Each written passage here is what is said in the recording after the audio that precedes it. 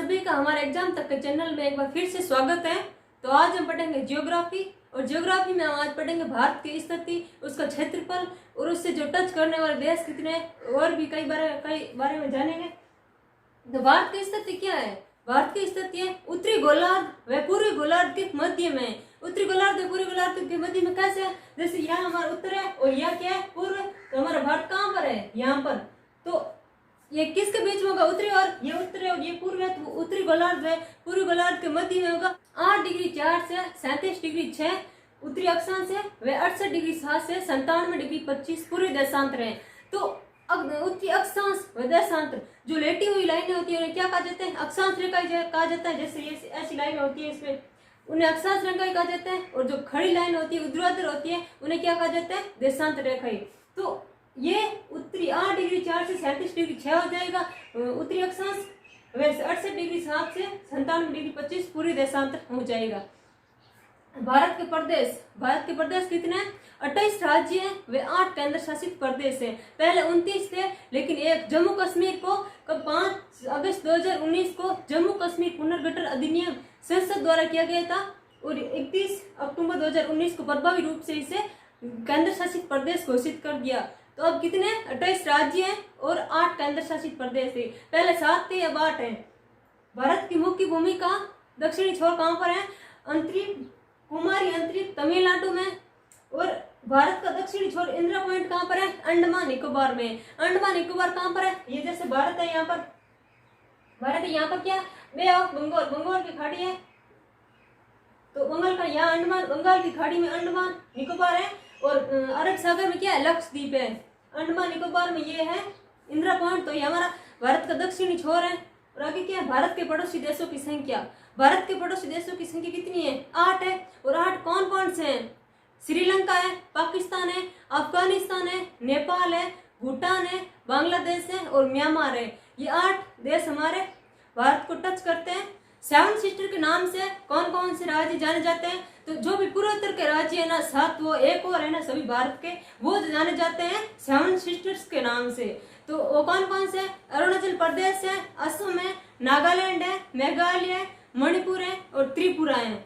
अरुणाचल प्रदेश भारत के सबसे पूर्वी राज्य है और त्रिपुरा बांग्लादेश से तीनों ओर से घिरा। इसे याद रखना का त्रिपुरा मतलब त्रि का मतलब होता है 3, तीनों ओर से घिरा हुआ है बांग्लादेश से। अब आगे है सर्वाधिक राज्य सीमा किससे लगती है? उत्तर प्रदेश से। कितने राज्य से लगती है? 8 से। 8 राज्यों से सीमा लगती है उत्तर प्रदेश की। अब क्या है? भारत के समुद्र तटीय राज्य। समुद्र तटीय राज्य कौन से? 9 राज्य समुद्र तटीय। कौन कौन से? सबसे पहले गुजरात है, उसके बाद महाराष्ट्र है, फिर गोवा है, फिर कर्नाटक है, फिर केरल है, तमिलनाडु, आंध्र प्रदेश, उड़ीसा और पश्चिम बंगाल। एक बार आप जो भी ये इतने देश राज्यों के नाम है उनको एक बार याद करके वापस बोलो ताकि अच्छे से याद हो जाए। एक बार फिर से बोलते हैं, गुजरात, महाराष्ट्र, गोवा, केरल, कर्नाटक, तमिलनाडु, आंध्र प्रदेश, उड़ीसा और पश्चिम बंगाल। इस तरह से आप याद करोगे तो आराम से याद हो जाएंगे। अब क्या है? जल व स्थल दोनों से लगने वाले कौन कौन से हैं? पाकिस्तान, बांग्लादेश और म्यांमार। पाकिस्तान, बांग्लादेश और म्यांमार हमारे जल व स्थल सीमा दोनों से लगते हैं। ये 3 देश हैं। और क्या? अब क्या है? भारत के समुद्र तटीय केंद्र शासित प्रदेश। केंद्र शासित प्रदेश कितने हैं? 4 है। 4 में पहला है दादर हवेली, दादर तथा नागर हवेली तथा दमन व दीव। दादर तथा नागर हवेली, दमन व दीव है। फिर लक्षद्वीप है, पुडुचेरी है, अंडमान व निकोबार है। दादर तथा नागर हवेली पहले इस पर पुर्तगालियों का शासन था, बाद में ये 1961 में मुक्त हुआ तो इससे अलग केंद्र शासित प्रदेश घोषित कर दिया गया इन दोनों को।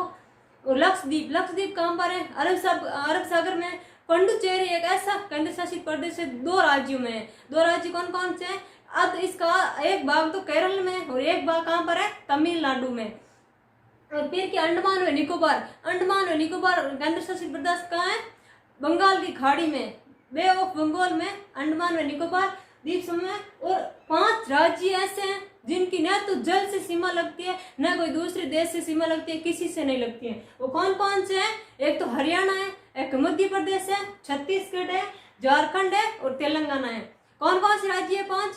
हरियाणा है, एक मध्य प्रदेश है और छत्तीसगढ़ है, झारखंड है और तेलंगाना।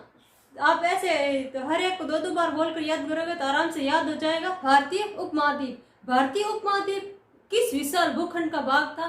तो ये किस विशाल भूखंड का भाग था? गोंडवाना लैंड का। अब उपमहाद्वीप में कितने देश आते हैं? तो आते हैं कितने? 5। भारत, पाकिस्तान, बांग्लादेश, नेपाल और भूटान। ये पांचों ही गोंडवाना लैंड के भाग थे। और अब ये कर्क रेखा, कर्क रेखा भारत के मध्य से होकर गुजरती है। और ये कितने राज्यों से गुजरती है? 8 राज्यों से। 8 राज्य कौन कौन से हैं? कर्क रेखा गुजरती है पश्चिम से पूर्व, तो गुजरात, फिर राजस्थान, राजस्थान के छोटे से भाग से गुजरती है। 2 जिले हैं, डूंगरपुर और बांसवाड़ा, वहां से निकलती है।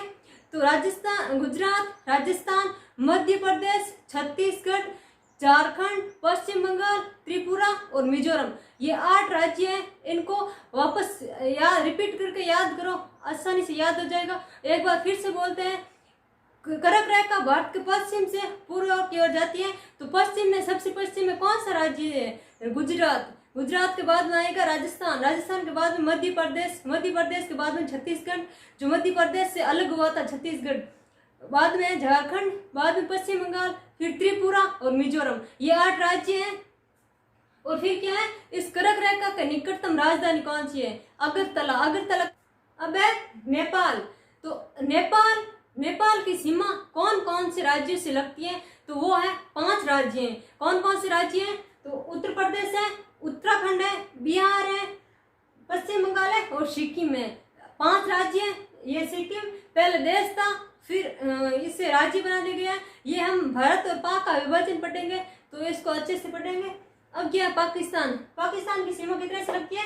4 राज्यों से लगती है। लेकिन जम्मू कश्मीर को 2019 में केंद्र शासित प्रदेश बना दिया गया है।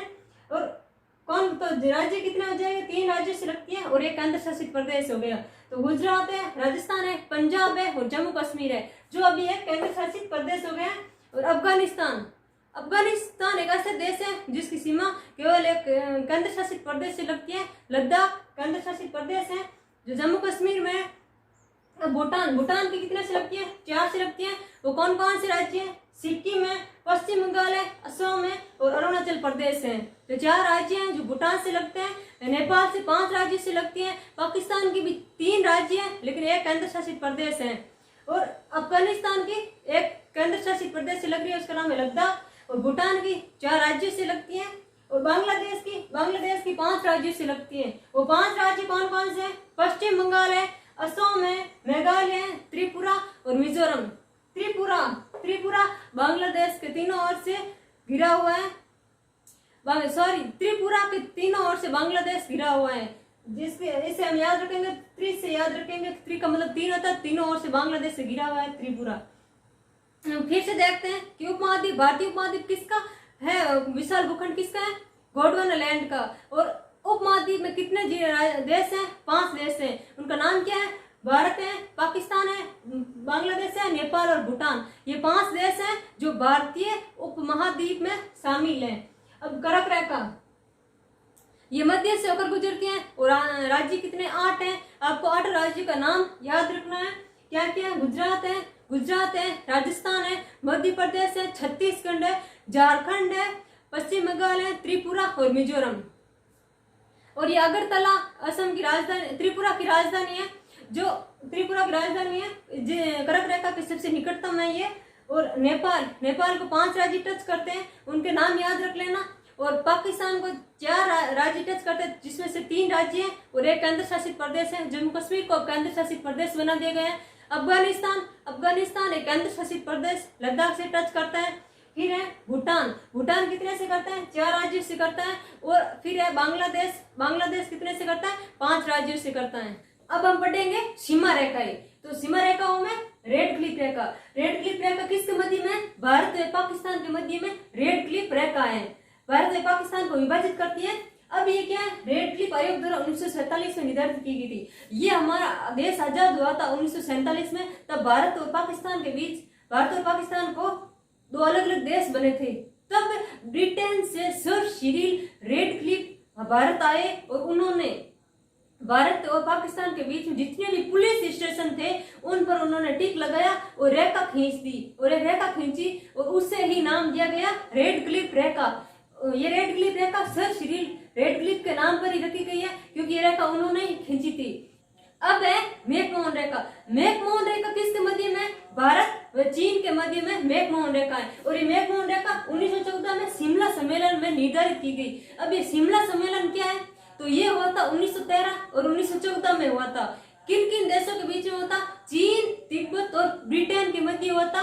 ये तीनों ही एक शिमला सम्मेलन में शामिल हुए, लेकिन ब्रिटेन और तिब्बत ने इस मैकमोहन और इसकी शामिल शिमला सम्मेलन की अध्यक्षता किसने की थी? सर हेनरी मैकमोहन ने। सर हेनरी मैकमोहन ने इसकी अध्यक्षता की थी, इसीलिए इसका नाम मैकमोहन रेखा पड़ा है। अब तीनों ही इस शिमला सम्मेलन में शामिल हुए, तो इसमें ब्रिटेन और तिब्बत इन्होंने तो इस रेखा बनाने में साइन हस्ताक्षर कर दिए, लेकिन चीन ने इसके लिए इनकार कर दिया। फिर थोड़ी देर बाद मान गया था, लेकिन उस वक्त उसने इनकार कर दिया। अब भारत व चीन के मध्य में जो हमारा पूर्वी हिमालय है, वहां पर चीन अधिकृत जो क्षेत्र था, चीन के अधिकृत में जो क्षेत्र था वो पूरा ऊंचे ऊंचे पहाड़ों से है। पूर्वी हिमालय पूरे ही ऊंचे ऊंचे पहाड़ है वहां पर।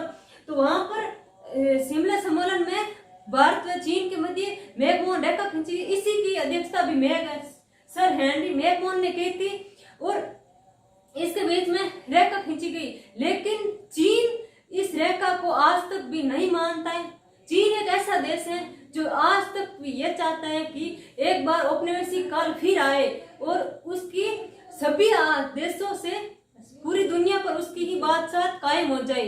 चीन अपने आसपास के देशों ने किसी न किसी प्रकार की, जैसे जल सीमा, स्थल सीमा, इससे लड़ाई रहती है उसकी।